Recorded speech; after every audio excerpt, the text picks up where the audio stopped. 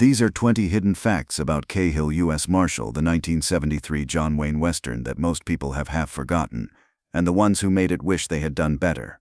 Behind this overlooked picture sits a story of a physically declining legend, a director who grew up on John Ford's sets, 250 craftsmen who rebuilt a Mexican town from scratch, and a composer whose best work went unheard for 40 years. John Wayne made a lot of westerns across a career that stretched from the late 1920s all the way to the late 1970s. Stagecoach, Red River, The Searchers, True Grit, those are the ones everybody remembers. Cahill U.S. Marshal is not one of those films, and Wayne himself would be the first to tell you so. But hidden inside this overlooked picture are 20 facts that reveal something true and worth knowing about one of the most fascinating chapters in Hollywood history, and once you hear them, you will never look at this film, or John Wayne himself, quite the same way again. Fact number 1. The film had a completely different title that told the whole story. During development and early production, the film had nothing to do with its eventual title. The working title was Wednesday Morning, chosen because in the story, 2 innocent men stand wrongly accused of a bank robbery and are scheduled to hang on a Wednesday morning. That title carried real weight, a death sentence ticking away in the background from the very first frame. When Warner Brothers and Batjack Productions changed it to Cahill U.S. Marshal, the focus shifted completely away from that life or death countdown and toward the star's name above everything else. That single decision tells you a great deal about how Hollywood thought about John Wayne in 1973. No matter what the story was actually about, no matter how personal or complicated the themes, the marquee needed to deliver one thing first and everything else second: the name of the Duke. Fact number 2. The Dirty Harry writers wrote this Western. Dirty Harry arrived in 1971 with Clint Eastwood and a specific sensibility: hard, urban, uncompromising, and the writers behind it were a husband and wife team named Harry Julian Fink and Rita M. Fink. 2 years later, those same 2 writers delivered the screenplay for Cahill U.S. Marshal. The Finks had already written Big Jake for Wayne in 1971, and in the exact same year they handed in Cahill, they also completed Magnum Force, the Dirty Harry sequel, again for Eastwood. So in a single calendar year, the Finks were writing westerns for John Wayne and cop thrillers for Clint Eastwood, the 2 biggest action stars of the era, men who stood for completely different ideas about what an American hero looked like on screen. What makes this stranger still is that both Wayne and Eastwood were actively competing for the same aging male audience at this precise moment in history, and the Finks were feeding material to both camps simultaneously. The original story came from a television writer named Barney Slater, a journeyman who had written for Gilligan's Island and Lost in Space, and the Finks built their screenplay on top of his foundation, shaping it into the father and son's drama that ended up on screen. Fact number 3. Wayne physically could not mount his horse unaided. By the time cameras rolled on Cahill U.S. Marshal, John Wayne was 65 years old and working with one lung. Back in September of 1964, surgeons had removed his entire left lung, along with 2 ribs to treat cancer. And though he survived and was eventually declared cancer-free, the physical toll never reversed itself. On top of that, emphysema had set in by the early 1970s, a cruel consequence of a smoking habit that had reportedly reached 5 to 7 packs of unfiltered Camel cigarettes a day at its worst. Getting onto a horse required a stepladder. The man whose walk had become an American institution, whose physical presence had defined the Western for 4 decades, needed a stepladder to mount up. Most of the distant riding shots in the film were handled by Chuck Roberson, his longtime stunt double, a man who had been standing in for Wayne since the 1950s, and who also coordinated the film's stunts and appears on screen himself as the leader of the posse. When you watch Cahill U.S. Marshal today and see a rider thundering across the Mexican landscape, there is a fair chance you are watching Chuck Roberson, not John Wayne. Fact number 4. Wayne lost interest in the film mid-production. Production ran from approximately mid-November of 1972 through mid-January of 1973, and somewhere in the middle of those 9 weeks in Mexico, Wayne received news that took the air out of everything. John Ford was dying of cancer. Ford was not simply a director to Wayne. He was the man who had taken a young prop boy named Marion Morrison and turned him into the most recognizable movie star on earth, who had cast him in Stagecoach, She Wore a Yellow Ribbon, The Quiet Man, The Searchers, The Man Who Shot Liberty Valance, who had challenged him and humiliated him in front of crews and pushed him to find depths he did not know he possessed. And Wayne had taken all of it, every bit of it, because he understood what came out the other side was something no other director could give him. None of that mattered now, because Ford was dying in California while Wayne stood on a Mexican set, trying to care about a film he was already not fully invested in. People who spoke with Wayne in later years described a man who privately admitted losing his enthusiasm for Cahill the moment that news arrived. Wayne kept showing up, hit his marks, delivered his lines, and Ford died on August 31, 1973, just weeks after the film reached theaters. Talking to reporters around that time, Wayne told them plainly, "I'm pretty much living on borrowed time." Fact number 5. Wayne himself called it his worst Western. In 1975, journalist Tony McLaglen sat down with Wayne for Film Heritage magazine and got something unusual, an honest self-assessment. Wayne acknowledged the film had a good theme, then stated flatly that it was not a well-done picture, that it needed better writing, and that it needed a little more care in the making. John Wayne was not a man who offered public self-criticism easily, given that 5 decades of stardom depended on audiences believing in him absolutely. Admitting a film fell short meant risking some of that belief, and he admitted it anyway. McLaglen later posted the audio recording online in 2009, making it available to a new generation, and hearing those words in Wayne's own voice carries a weight that no critic's review ever matched. Fact number 6. The director's father won the Oscar for a John Ford film. Andrew V. McLaglen directed Cahill U.S. Marshal, and his connection to both John Ford and John Wayne ran deeper than any professional relationship. His father was Victor McLaglen, the British-born actor who won the Academy Award for Best Actor for The Informer in 1935, a film directed by Ford himself. Victor had also appeared alongside Wayne in Ford's Cavalry trilogy, Fort Apache in 1948, She Wore a Yellow Ribbon in 1949, and Rio Grande in 1950. Andrew McLaglen grew up watching Ford and Wayne work together on those pictures, entered the industry as a gopher at Republic Pictures in 1945, worked as an assistant director on multiple Wayne productions throughout the 1950s, and even served as second assistant director on The Quiet Man in 1952, working that production alongside his own father. Standing 6 feet 7 inches tall, he became one of television's most prolific Western directors, helming more than 116 episodes of Have Gun Will Travel and 95 episodes of Gunsmoke, before making the transition to features with Wayne. Fact number 7. This was their 5th and final collaboration. Cahill U.S. Marshal was the 5th and final film McLaglen and Wayne made together, closing out a partnership that stretched across a full decade of Hollywood history. McLintock started it in 1963, and Wayne called it McLaglen's big career break, a rollicking comedy western that remains one of the most purely enjoyable films either man made. Hellfighters followed in 1968, built around the life of real oil well firefighter Rita. The Undefeated came in 1969 with Rock Hudson as co-star. Chisholm arrived in 1970, also shot in Durango, Mexico, on some of the same terrain that would host Cahill 3 years later. And then the partnership ended quietly with this film, with no ceremony and no announcement, just the natural conclusion of a working relationship that had run its course. McLaglen described Cahill as not the usual John Wayne movie, calling it a very deep personal story about children neglected by a father who is just trying to do his job. When McLaglen died on August 30, 2014, at 94 years old, the John Wayne estate released a statement calling him a dear friend. Fact number 8. 250 craftsmen rebuilt a town for the film. The primary filming location was a small town called La Joya, roughly 20 miles north of the city of Durango in Mexico, and transforming it into a convincing frontier setting required 250 artisans working for 26 weeks straight, not a backlot, not a standing set left over from a previous production, but a real town in rural Mexico, rebuilt from the ground up by hundreds of skilled workers across more than half a year.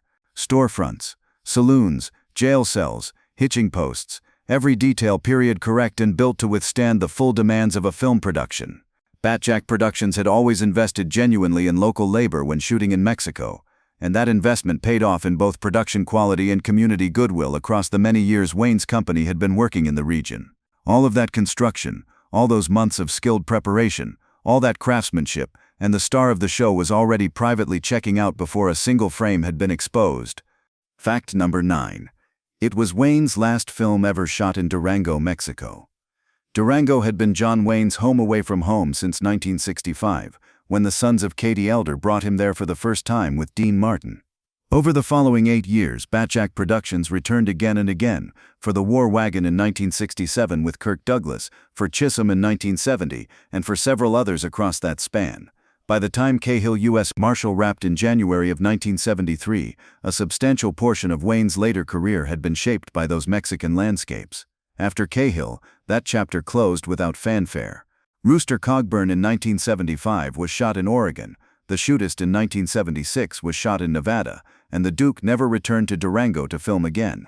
The landscape that had defined a decade of his working life, and that had employed thousands of Mexican craftsmen across multiple productions, quietly passed into the past. Fact number 10. Klay O'Brien was cast without a single audition.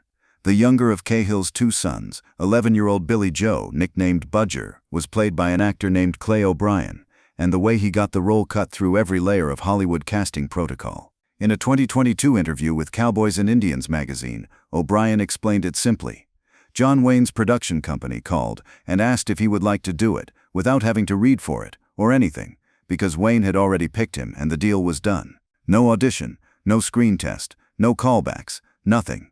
Wayne had seen O'Brien work in The Cowboys the previous year, the film in which Wayne played a rancher recruiting young boys to drive his cattle, and had made up his mind on the spot. He reportedly called O'Brien one of the real ones after working with him on that picture, and that was all the qualification that mattered. A young boy from a ranching background landed the role opposite the biggest Western star in the world on the strength of one man's instinct, and as the next fact will show, that instinct turned out to be correct beyond anything Wayne could have imagined. Fact number 11. Klay O'Brien became a rodeo legend after leaving Hollywood. O'Brien walked away from acting at 16 years old, and the rodeo world gained one of the greatest competitors it had ever seen. 7 World Team Roping Championships followed, in 1985, 1986, 1987, 1988, 1989, 1992, and 1994, along with 29 qualifications for the National Finals Rodeo and nearly $3 million in career PRCA earnings. The Pro Rodeo Hall of Fame inducted him in 1997. The child that Wayne had personally selected, without an audition, to play his neglected younger son, grew up to become one of the most decorated rodeo competitors in American history, a man who traded the saddle of a movie set for a real one, and found his true life's work there. And if that story caught you off guard, a John Wayne-selected child actor trading Hollywood for 7 World Rodeo Championships, make sure to hit that subscribe button right now, because we cover hidden stories like this one behind the classic films your generation actually watched in the theater the first time around. Hit subscribe and stay with us. Fact number 12. Gary Grimes's first film appearance was in a McLaglen movie. Gary Grimes played Danny, the older of Cahill's 2 sons, and by 1973 he had already earned a Golden Globe nomination and a BAFTA nomination for Most Promising Newcomer on the strength of Summer of 42 in 1971. What almost nobody connects is that Grimes had appeared on screen for the very first time 8 years earlier as an uncredited choir boy in McLaglen's Shenandoah in 1965, the Civil War drama starring James Stewart as a Virginia farmer trying to keep his family out of the conflict. 10 years old, an uncredited blink of a role, and 8 years later he was the co-lead of a John Wayne film directed by that same man. The movie business is full of these quiet circular connections, threads that run silently through decades and careers before anyone spots them. Fact number 13. Grimes quit acting to help refugees at Los Angeles Airport. Grimes retired from acting in the late 1970s after making roughly 6 films, and he left without public drama or the kind of visible struggle that tends to follow child actors out of the spotlight. He later took a position with the International Organization for Migration, heading their office at Los Angeles International Airport, work that involved directly assisting refugees navigating the immigration process. The teenager who played a neglected son desperately seeking his father's attention on screen spent his adult life helping some of the most vulnerable people in the world find safety and stability. That is not a story Hollywood tells often, because it involves no scandal and no tragedy, just a person who chose something real over celebrity and got on with it. Fact number 14. The film opened to protests at its own premiere. The world premiere of Cahill U.S. Marshal took place in Seattle, Washington, on June 14, 1973, not in Los Angeles or New York. The reason was purely practical. Wayne was already in Seattle filming McQ, the modern-day cop thriller in which he played a Seattle police detective, and Warner Brothers organized the premiere around his presence there, rather than move it elsewhere. Native American protesters picketed the event, claiming the film was unfair to indigenous people. That protest arrived at a charged moment in American history, just 2 years after the occupation of Alcatraz, and in the same year as the standoff at Wounded Knee, when organized Native American activism had reached a level of national visibility the country could no longer ignore. Wayne's own record on indigenous representation was complicated, and his 1971 Playboy interview had already drawn serious criticism on racial grounds. The premiere went ahead. The protesters stayed on the sidewalk. Neither side pretended the other was not there. Fact number 15. George Kennedy was the only actor credited by character name. George Kennedy played Abe Fraser, the outlaw gang leader who manipulates Cahill's neglected sons into participating in a bank robbery, and the opening credits made something clear about how the production viewed his contribution. Every other actor in the film received a standard name credit. Kennedy's credit read, "And George Kennedy as Fraser." His character's name appeared in quotation marks alongside his own, a distinction given to no one else in the cast, not the lead, not the child actors, not veterans like Marie Windsor, Denver Pyle, Harry Carey Jr., or Jackie Coogan. Kennedy had won the Academy Award for Best Supporting Actor for Cool Hand Luke in 1967, alongside Paul Newman, and that single credit line in Cahill communicated, without any fanfare, that this particular villain was worth identifying by name. It was a small decision with a precise meaning. Fact number 16. The film was produced by Wayne's own son. Michael Wayne, born November 23, 1934, was John Wayne's eldest son from his first marriage to Josephine Sayans, and by 1973 he had become the operational center of Batjack Productions, the company his father had named after a trading firm from the 1949 film Wake of the Red Witch.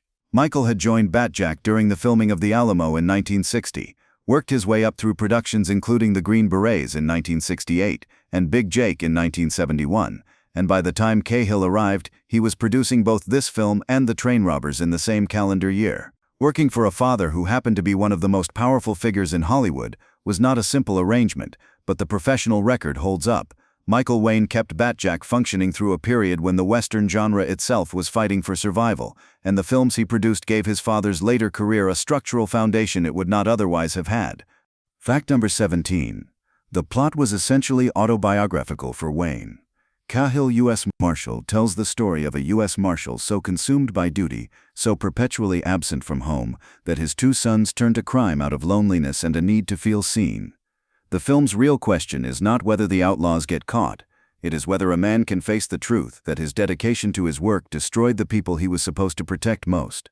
Biographers Randy Roberts and James Olson, writing in John Wayne American, describe the film as very close to autobiographical. 7 children from 3 marriages, a career that demanded constant travel and relocation, the consistent choice of the next production over the next school play.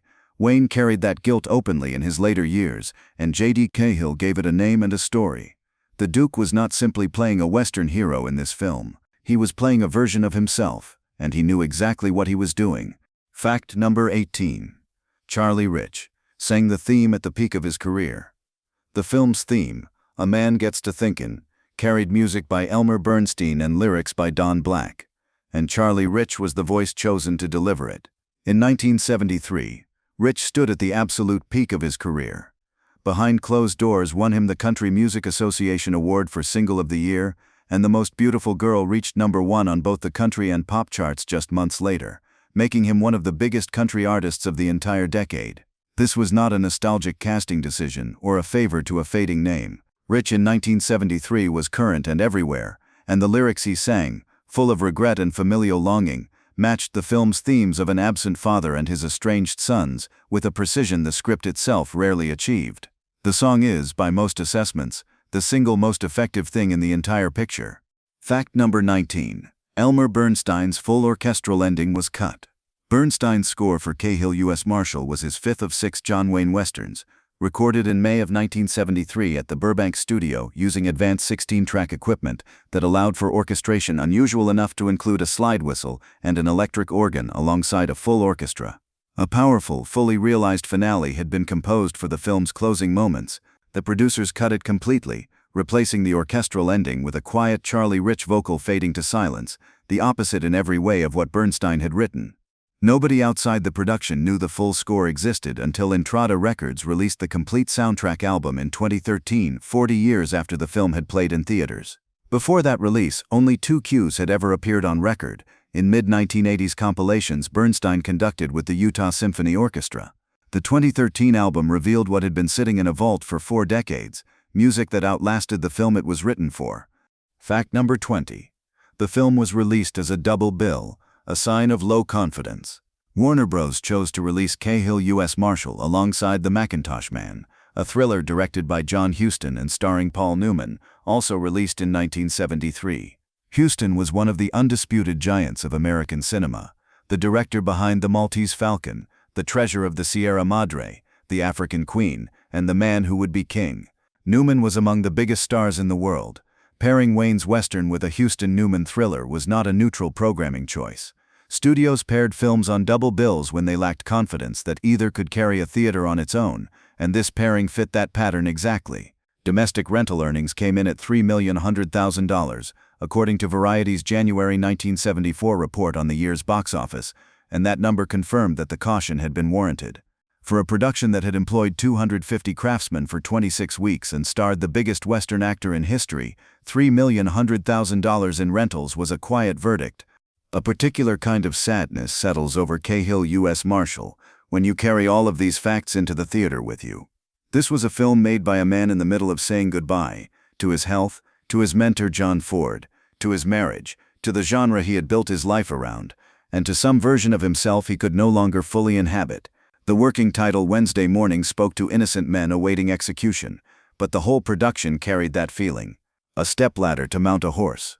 A complete orchestral score sitting unheard in a vault for 40 years. A premiere line picketed by protesters. A box office that landed exactly where Warner Brothers had feared it would, and yet the people inside that film went somewhere. Klay O'Brien won 7 world championships and entered the Pro Rodeo Hall of Fame in 1997. Gary Grimes spent his adult years helping refugees at Los Angeles International Airport. George Kennedy, Oscar winner for Cool Hand Luke, brought genuine menace to every scene he occupied.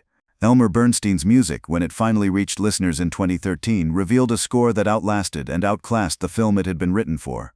Andrew McLaglen, the son of a man who had stood beside Ford and Wayne in the 1930s and 1940s, directed with the steady professionalism that had shaped his entire career, from over 100 episodes of Have Gun Will Travel to 5 features with the Duke himself, and the Charlie Rich theme still plays today with a longing that cuts straight through. Wayne's own verdict on the film came plainly and without self-pity in 1975.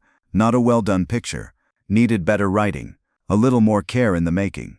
Those are not the words of a man in denial. They are the words of a professional who looked at his own work with clear eyes and said what he saw. He risked some of his own legend to say it. He said it anyway. Even in its imperfection. Cahill U.S. Marshal tells a true story about duty and family, about absence and what it costs, about a man riding hard in the wrong direction for reasons he believed were right. The biographers who called it autobiographical were not reaching for a clever comparison. They were describing something accurate, and the hidden story behind the film tells an even truer one, that in 1973, the Duke was human and tired, and still showing up every morning to do the work. That is worth knowing. If you stayed with us all the way to the end, please take a moment to like this video and leave a comment below. Tell us which of these 20 facts landed hardest for you. Was it the stepladder, the 40-year wait for Bernstein's score, or a young actor trading Hollywood for 7 rodeo world championships? We read every comment, and if you are not already subscribed to this channel, we cover the hidden stories behind the classic films your generation actually watched in the theater, the first time, when they mattered. So hit subscribe and we will see you in the next one.